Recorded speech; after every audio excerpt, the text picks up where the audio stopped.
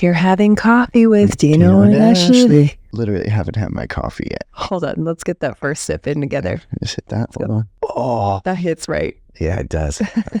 The youth say that slaps. The kids are, it's funny, I've been with them nonstop for the last 4 days. And they say the stupidest of things, but it's infectious. You end up saying the things that they say. That's even worse too, because now you're a boomer saying. I know. That's what they call us. Really bad. We're not boomers. I think my mom's a boomer. Yeah. But boomer now has become something new.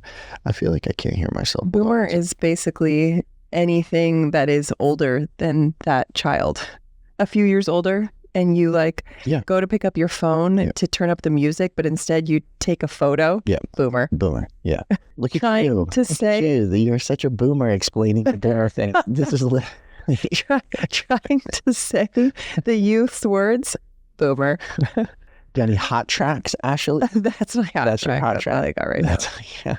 I'd say a hot track. I just went to a women's conference in California. I just got back last night, and I thought, I'm just still going to go to this conference because I already had it booked. It's already been paid for, and I think it'll be good for me to be filled up and just to rest. It was not what I expected it to be, and it wasn't the filling up that I thought I was going to get. I was going to be spoken to, and it was going to I was so ready. I have no idea what I really need and want. The Lord knows what I need and what is best for me. It was a filling up, but of a totally different kind. And it was more work, but it was so filling. So I was really, really happy at the end of it and really thankful. But it was actually I was telling Dino, it was actually comforting knowing that, again, I'm trying to lead my own path here and trying to plan my own thing. And God's like, that's cute and all, but I'm going to do it differently.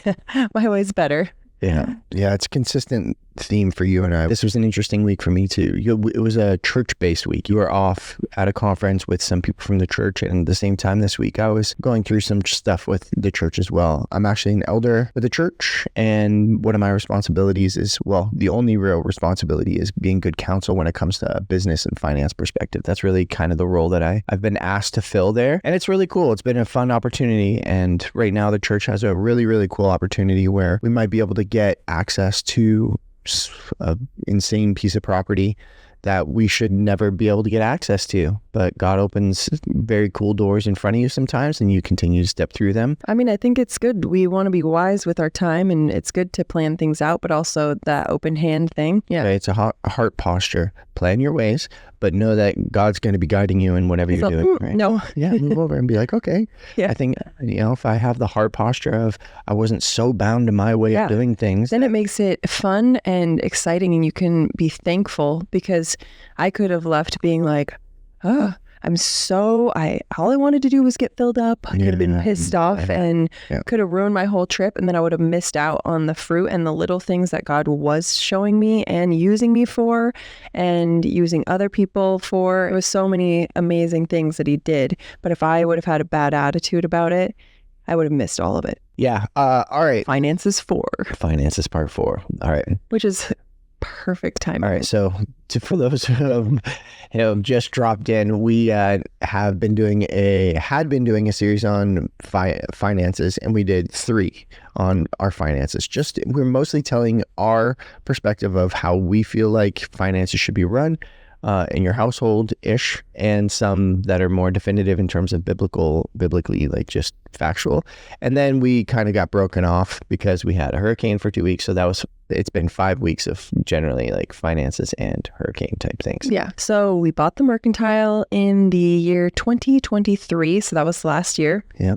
And we used prepaid rents from the inn to be able to get the down payment for it. Yep. And a bunch of the remodel costs. Bunch of the remodel costs. Yep. Obviously, we did a bunch of work ourselves as much as we could do.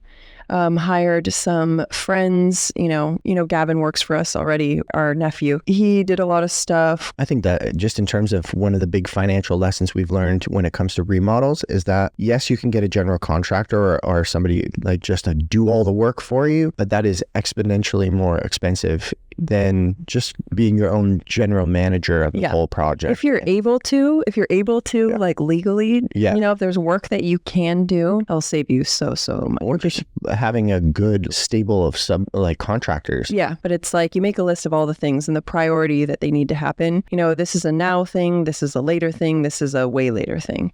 And then by those things, you can be like, okay, this is something I can do. This is something George can do. This is something Susie can do. Yeah, exactly. You get all that planned. All right, so how did it go with us at the Merc? Yeah, so we worked on it for 7 months. Cortez area is the oldest fishing village in all of Florida. I definitely wanted to have respect for what was there. I like taking what's old and making it new, but still respecting it. So I went in with that kind of thought. I didn't want to just come and like disrupt the neighborhood like crazy.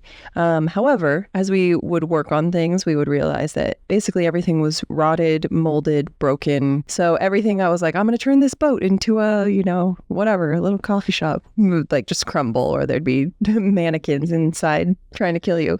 Just a lot of weird stuff. So you have to expect that. You have to allow your mind to go to that place that this is going to cost more than I thought it was going to be. What problems are going to arise during the time of the remodel? Because it always happens to us. I'm sure somebody's asking right now on the podcast, wait, you guys started a retail shop? You figured out how to do remodels and an inn, and you could have done that again and continued a business down that path, but you guys switched paths. Why'd you switch? Well, this was a tough one because Dino really was not feeling this one at first. And he was more in the finance side of things. And it was like, okay, we have figured out the inn. The inn is successful. Let's duplicate, which is smart. However, throughout our marriage, God has usually given me some sort of vision for something. I feel like we have to go down this path and see what it is. But again, it's an open hand.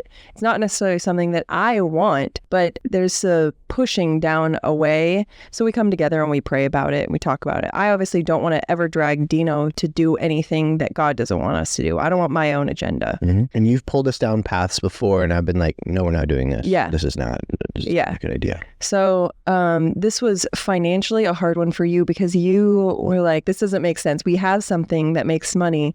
Let's go and do it again and then again and again and again. And my general role is one of, I very much like strategy. Yeah. Even at work, like what I do for my day job, the predominant thing that I love about my job is larger strategy and orchestrate. It's playing the bigger chess moves, kind of thing. Yeah. And on this one, I was like, man, the chess move of chess moves is you have learned everything that you need to learn out of this. Let's just replicate it. Yeah, it didn't quite line up. You weren't passionate about it. You weren't excited about it. You had a vision for something else. And I was like, yeah, all right, we can switch it up then. Yeah, switch it up before. My vision too wasn't for... I actually didn't even go into it necessarily for a store. It was a community aspect. And that's what God kept putting on my heart. It was this community thing. And so we, had been online for so many years, and having the inn was so cool because we had it open for 2 years at that point. And so we got to have guests that had followed along online. They'd come to the inn. Sometimes we'd meet them, see them on the beach, but we don't have an office at the inn or anything like that. So we're not over there. Well, we did those block parties and then too. we do the block parties. And that was like, whoa, this is so cool, getting everybody together and all these people, giving people the ability to touch and feel and be a part of the stuff that God has been doing in our lives and the things that we're creating. And I just loved that so much. So that's what really started that stirring. It wasn't necessarily like, oh, I need a retail shop or a coffee shop. It was actually going to be just coffee at first. Mm-hmm. As we were looking for places and to go, we were like, oh, well, we'll throw a little retail in there. And then when we found our property, it was like, okay, now I have a vision for what this really is going to be. And this is more of that community space, and we can do coffee and retail and bring it all together. I think that the block parties kind of gave us a taste for what it would be like if we created took our digital community and made it a physical community. Mm-hmm. And we both were like, hey, there's something about this that's really kind of cool. So then we decided to open. We took us 7 months to renovate everything. It's been an interesting ride with this one because the majority of the things that Ash and I have touched have just kind of gone generally smooth. And the Mercantile, there's just been limited opposition. That doesn't mean none. Of course, there's always been like challenges on other things, not the Mercantile. Yeah. Other projects we've done. The Mercantile has been a very unique set of challenges. We have a lot of community support, but there's been the community aspect of it in terms of either neighbors or dealing with the local government and things like that has not been necessarily the smoothest.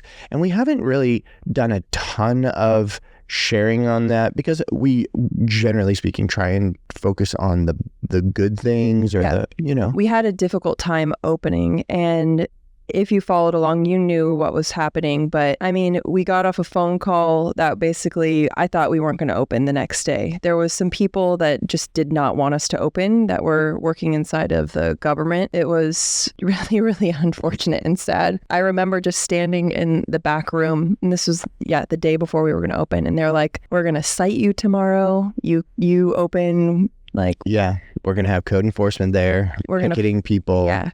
And that park in the wrong spot or all this stuff. So I remember just standing there thinking, there's no way around this. There's absolutely nothing we can do.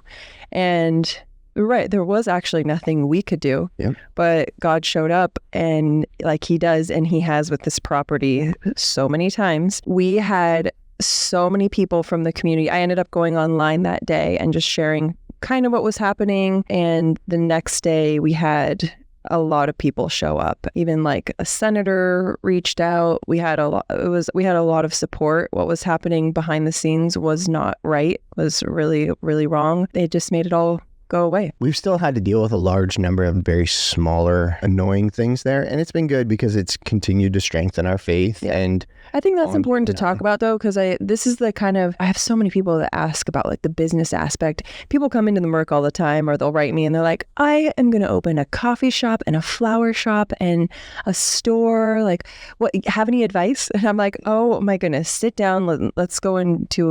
Let me write a book really quick for you, and let's go into a counseling session.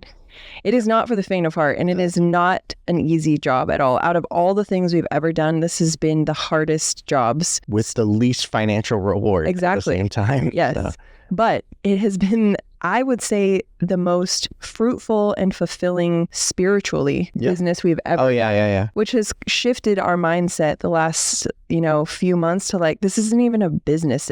This is a business, and we take it very seriously, but clearly a ministry of some sorts. And we don't know what God wants to do here, but we're not able to walk away from it. He wants us here. Yeah. Yeah, I think that we have to kind of almost like fill in some of the color in. Yeah, for sure. We're talking about here. So, that's what I'm saying. Like, it is important to talk about those things. Yeah. So I feel like, let's just do it. So we had a difficult time opening. We finally open, thinking all of our things are fine. All of our problems are fine. We open up and it's going really well. And the way that I strategized it is we would do drops online and not just have... Anytime we got new inventory, we would drop things on specific dates. That really helped us have control over our inventory because our inventory for the store and online are shared. I think that everything was running smoothly. We've never opened a retail shop before, so we don't know all the things as smoothly as they could be. Yeah. We had the coffee shop as well. So with everything, I wanted to do everything really, really well. I wanted our customer service to be extraordinary. I wanted, and the most important thing, it's not about getting a sale or selling a cup. It's about creating an experience for somebody. And the same in our coffee shop. I want our coffee to be the best coffee. So, we traveled around looking for our really good coffee beans, local coffee beans. That's what we wanted. A very nice espresso machine. We get purified water. We paid $5,000 for a water system because water is really important in coffee. So we didn't just hey, let's throw a coffee shop together. We really put a lot of intention and detail into it, training up our staff really well with coffee so that everything is measured out. We don't just push a button, although our machine is really nice and you can do that. Which translates honestly to a very large financial investment. Of course. And at the same time, retail's margins are extremely tight. Yeah, so if you know how retail works, you have to buy stuff, you have to pay with your monies, with your dollars, and you have to buy stuff and then wait for people to buy it. Yeah, and hope that it all sells and you don't have to carry it for too long, where all of your cash is tied up in inventory. And then at the same time, you have payroll, which never stops. And at the same time, you have your mortgage payment, which never stops every single month. Yep. So it's in terms of complicated machines, it is an extremely complicated machine. And I can range in, I love to garage sale. So I love a good deal. I want to pay a quarter for something, and that's amazing. But if I will also spend money on something that's nicer too. So I can go from here to there. I'm torn as we're opening. I want high quality items. Obviously I pick out everything, but I also want everybody to be able to buy something. I want everybody to find something. So I want everything to be a deal, which Dino and Brooke, our COO, were like, no, that's impossible. That doesn't work, because then you can't make any money. Yeah. So I feel like the first few months of being open, that was really a struggle. Like you have to buy something for $5 and you can't sell it for $6. That you're not making money. You're actually losing money. Yeah. And so for me in my brain, I just didn't get that. I'm like, but I want everybody to get something, So that took an adjustment. And I feel like that definitely hurt us too with our margins, is that we not only not pricing things correctly, but we were also purchasing things that didn't have great margins to start with. So that kind of started us off on a negative. Yeah. Yeah, there was a big learning there. Yeah. Right. And it takes a good 6 months to feel the pain of those types of decisions, because everything has to come full circle for you to be able to be like, okay, let's run an analysis on this, that, these buys that we did 6 months ago, and try and understand how things all went. Oh, wow, that didn't actually turn out all that great. Let's now react. Yeah. And in the meantime, you've lost a whole bunch of money while you're trying to kind of make that move. Yeah. And from the outside, yes, we're very successful in terms of we have good sales going on, and we have a lot of customers in the shop, and for appearance's sake, it looks like we're a thriving business. Even financially, our monthly statements, looking at how much we were making, I'm like, this is amazing. We're doing great. But then again, everything that you make, you have to reinvest and buy back into more inventory. So if in order to grow and to make money, you have to have stuff to sell. And so you have to use that money. So we've never taken a penny of anything mercantile money. No. Never. It is always just used itself to buy more stuff, to pay our staff, to pay everything. And then put more of our other money that we've already earned from other businesses or other things or my work. Yeah. And then we have not taken any money. It has taken our money. Yeah. Long story short, in terms of the mercantile, it has been a very hard lessons, and it has been financially basically burdensome. But at the same time, it has accomplished those things, that the vision that it was that you had when you were saying, this is the reason why I want to go. But before we go into that, I feel like we should say, some more of the mistakes that I feel like we've made in it were the little cuts, Yeah.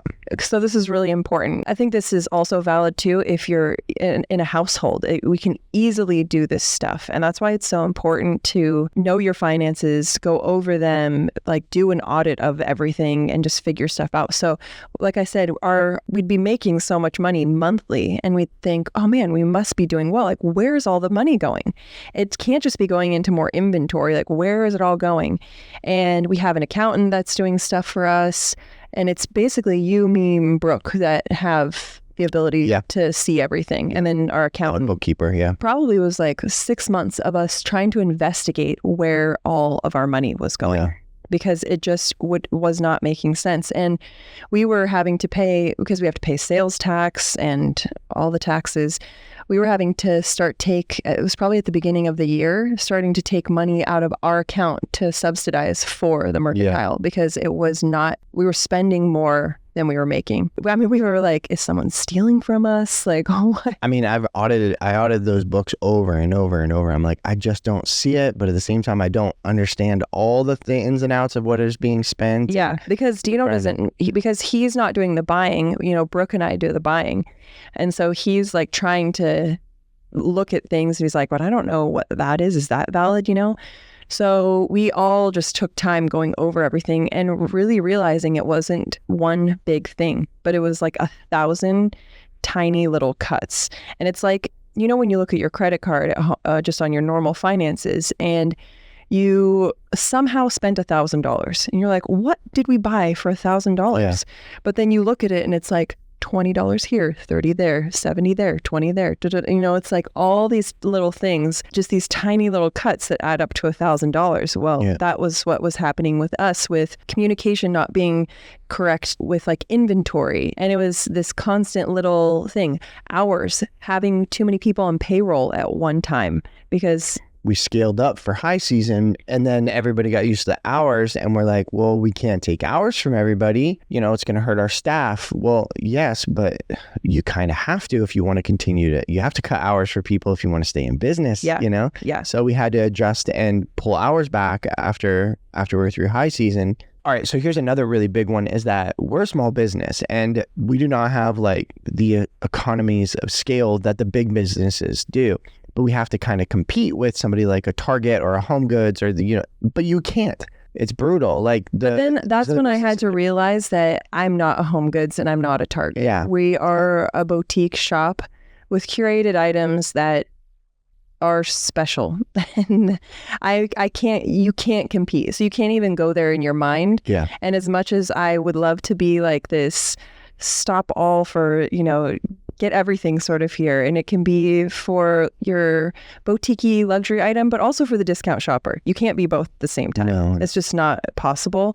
And you can't actually have a successful business when you try to do that either. But this is good. These are very good lessons. Absolutely. Yeah, like you can be a low price leader type model, or you can be a little bit more of a boutique higher end kind of thing. Mm-hmm. And we don't have the scale to compete with people if we're going to be like a low price leader. So no, not for the quality of items that I want to sell. Yeah. You could do cheap tchotchke type things, but they would be breakable and crap and stuff like that. Yeah. So then we've had, different managers in and out with like coffee managers, and who we have in place now, Sarah is our manager, and she's incredible. And she's just bought in and loves her job so, so much. And that's what you want in a leader, is you want somebody that is leading. And I want to feed into my leaders as well. They have their own drive. I'm not trying to like, come on. They're coming along with me with ideas, and I love having people like that by my side, Yeah. So, because I don't know everything and I want to be a good leader. So I also need that alongside me. So I feel very, very blessed that we have, so many amazing leaders working with us. Yeah. The last thing I want to say is, if you're running any sort of business of any kind, even if you're just, you have a small business and you're working from home, most businesses end up failing because people end up giving up after the first year, or they hit a bump in the road, or something is difficult, or they make a mistake. If you are able to financially come back from it, don't give up. Know that you're going to make mistakes. Nobody is going to start something, especially something new, and then go out and do it really, really well right away. You have to learn. There's a learning curve, and you have to learn. And the people that continue to succeed are the ones that get back up and they try again. This was under poor management. We need to have better margins. We need to shift the inventory that we're buying. We need to lower payroll. Like, there's so many things that we've learned in the first year, and we've had to pay out of our own pocket too to continue to run. Now, not anymore, thank the Lord. And we could be like, you know what, this just isn't worth it. We can't do this, and we could give up. And maybe that could be right for some people, but most of the time I feel like that's just now giving up. You're right on the edge to just like taking off. You just learned something really, really valuable. Yeah. This is the time to stay in it so you can keep going and grow. The amount of excitement, when you first start going after something, there's enthusiasm and excitement about something. And then as you get into it, you then start to realize, oh, wow, there's a lot of things that are scary and hard and things like that. And you crash and you come way down. But what you don't quite realize is that there is no business, there is no venture that is instantaneously successful. Once you get through that really hard phase, you do start to pick back up again. And that's when you start to make these smaller adjustments and tweaks to things where things can then become successful. So that basically gets us to where we're at.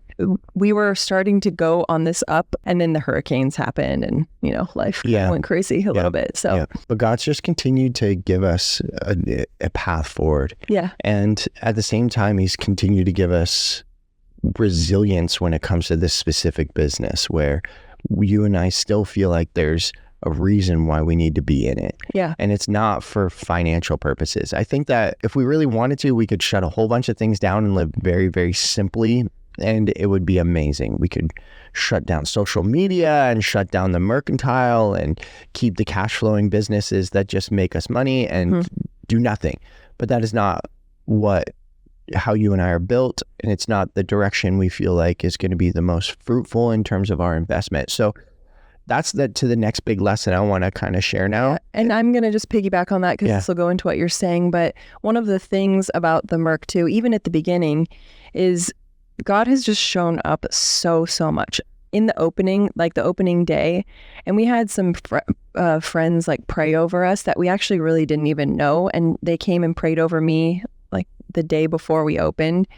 And the stuff that they were saying, it was just like so encouraging about the property again and what we were doing there. And not even what we were doing there, what God was doing there. We'll have people walking in the Merc and they're like, who owns this place? And I'll say, oh, I do. You can feel the Lord's presence in this place. So many people have said that there's a peace about this place. That's not anything that I'm doing. I am not like a magical like unicorn that fluffs peace everywhere.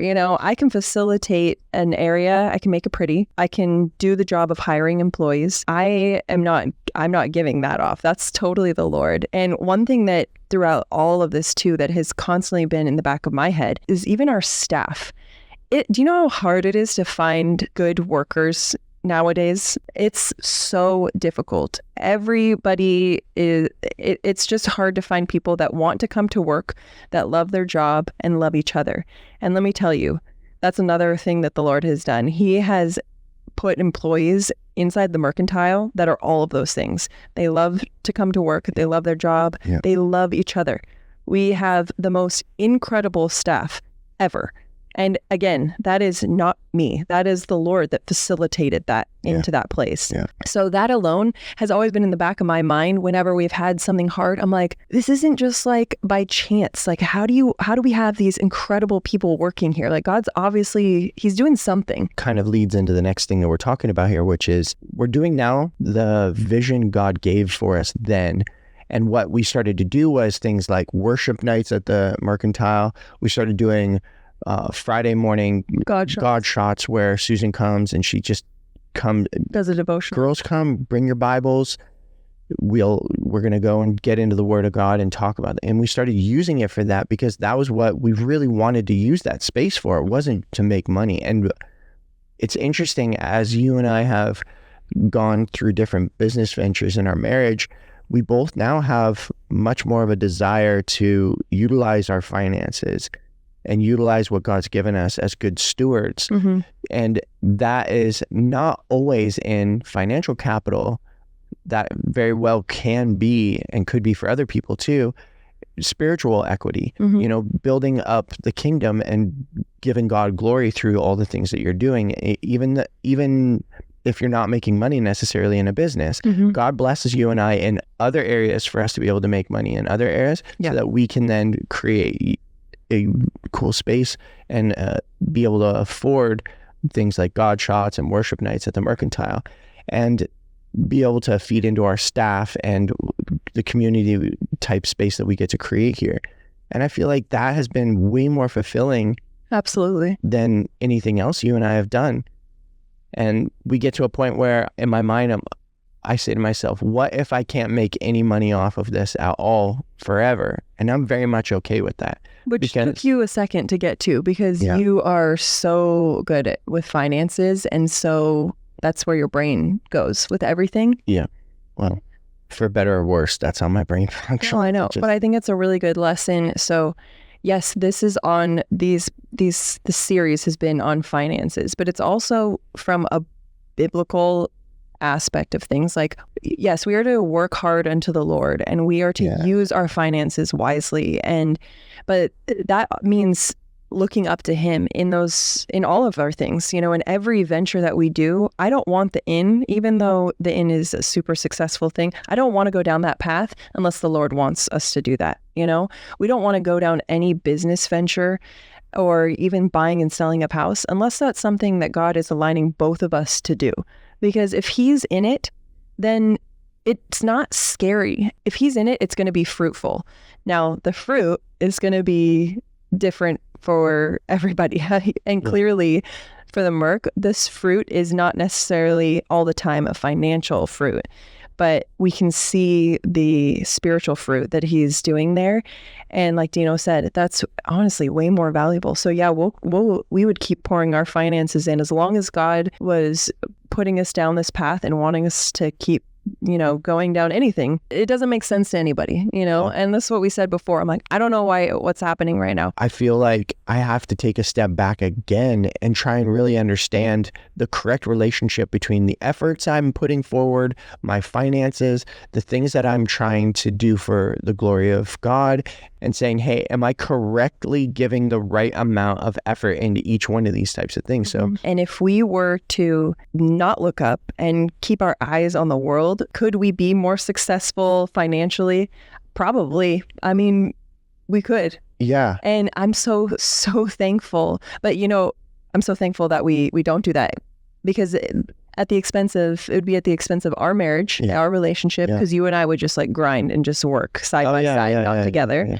And then also missing out on living inside God's will too, and what he has wanted for us. And like I said at the beginning of this whole podcast with this weekend, I went in with my own plans and my own mindset on how I wanted to be filled. And God had something so totally different, but so filling. And that's the same thing every day. We get to live inside of that gift of not knowing exactly what's going to happen and what we're going to do, but it's going to be totally different and totally awesome. Yeah. I think the big lesson I've been learning through all of this is that seek first the kingdom of God and everything else gets added. Mm-hmm. I think that if you and I would have really focused all of our efforts on our finances, we could have done really well. I think that there is a world that does exist in, but at the same time, I give God all the attribution to the reason why you and I have even been financially successful. And it's because you and I have had our eyes on God. Those are the only times when things go financially well for us, ironically. Yeah. When we're chasing money, things kind of go okay. We did a year that way that we both just worked. Yeah. But totally. Happy. Yeah. And I totally hear what you're saying. Is one of the paths. Absolutely. Absolutely. But what I'm getting at is that I don't feel like that's ever the model that you should structure your marriage over. No. Not even think about it that way. Your eyes should be on how can I create a structure that financially creates a good scenario for my marriage, a good scenario for the kingdom of God, a good scenario for me as a man. Yeah. You have to zoom out a bit and try and understand, what am I really trying to do? Why am I trying to do it? How am I going to use my finances? Not just from the perspective of, I need to chase after the money. Money is a tool. We're not chasing the money. But as soon as we stop chasing the money, yes, we want to be good stewards and be wise financially with things. We're not chasing after, how can we best grow this thing so we can be a huge successful empire and grow our empire? And that's because that's not what our heart's desire is, because you and I know that there's no fulfillment in that. Yeah, absolutely. Absolutely. So as we are doing this podcast, it's really fun because now we are going into the post-hurricane, getting the hurricanes, getting the Mercantile back up, getting the inn back up. And it just kind of feels just like a fresh start for us right now. Yeah. In a lot of ways, the Merc is getting everything new right now because it had, the water damage, the bathrooms got redone, new doors, I painted a wall, a new color. It just feels brand new inside. Yeah. And it smells new plants in our pots. And we gutted all the sheetrock in the back stockroom that was previously the previous owners type stuff that we had not done a little mini remodel on. And now we've gutted everything, sprayed everything with like very much killing chemicals, bleach and stuff like that, all the mold out. It just smells, it feels brand new and fresh inside. It feels new there. And then also taking all the stuff that we learned this last year and just taking all of that and now really starting with this fresh mind as well, with the way that we want to run our business, the way that we want to run our staff, the way that we want, what we want inside. And just, I'm very expectant for what the Lord's going to do. Because during the hurricane, I'm like, we can't do this again. I can't do this anymore. What are we doing? We just are so stupid, like opening again. Clearly God has other plans for us and I don't know what they are, but I know that this is the right path, that we're supposed to continue to move forward and we're supposed to open. So I can be excited and expectant in the unknown. I have no idea what's going to happen. I don't know if we're going to flood again. I have no idea, but I know that God is in control and that he wants us to do this. And I just want to be inside of his will. So I can feel peace. I can feel expectant. I can feel excited. And that doesn't mean it's going to be easy, but I know that it's going to be good because it's with him. I think you described it perfectly. It's a rebirth, it's like a second opening, a new opportunity for you, because all of our inventory's either been flooded out and thrown in the trash or sold because of the amazing people that came out to support us when we were about to die here in the last month or so. Yeah. And it's exciting. Yeah. Because you and I had a point in the last, and we were open about this in the last podcast, where we could have just been like, let's be done. It would have been really, really simple and clean. Yep. It'd been like, listen, we already don't have anything that's already empty. Are we done here? Shut the doors. We don't have to pour any more money into it. Yeah. Good excuse anyway now, the hurricane and all the things out of our control. Yeah. Let's just shut it down. But not yet. But man, God did not want that to happen. Not yet. And it's just so awesome. I just love him so much, and I love how much he loves us. And it's exciting to see what he's going to do with us and with that place, you know? So we're working on that. We're getting the inn back up and running.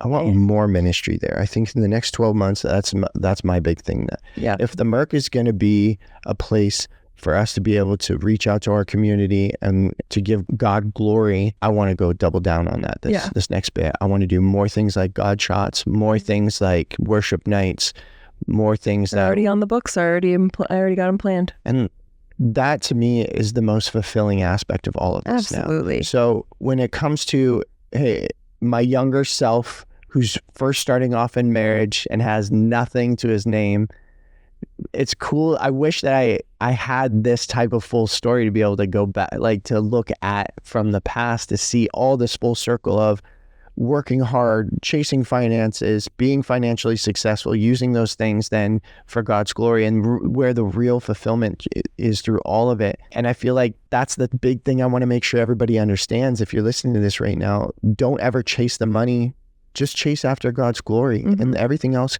comes with it.